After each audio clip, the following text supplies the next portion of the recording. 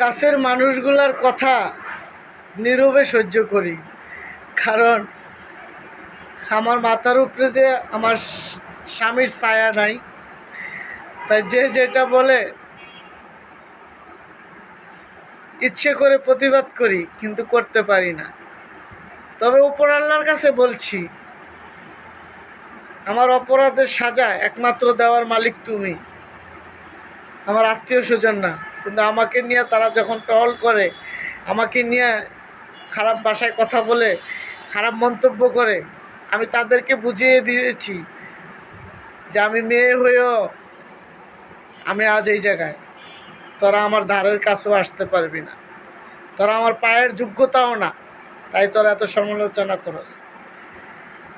কিন্তু আমার জায়গায় যদি তোরা থাকতি, আমার থেকে একটু একটু দুঃখ ভাগ করে নিতি, তাইলে আমি বুঝতে পারতি তোরা আমি কোথায় আছি। আমাকে নিয়ে টহল করার আগে, আমাকে নিয়ে কথা বলার আগে আগে আমাকে বুঝতি। আমি আমার মালিককে বলছি, তোমারা ছাড়া আমার বোঝার মতন কেউ নাই, আমার এমন কেউ নাই যে আমাকে সান্ত্বনা দিবে।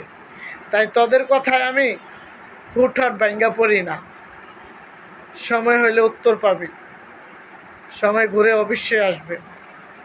আজ সময় তোর, কাল সময় আমার, সিরিয়াল একটাই।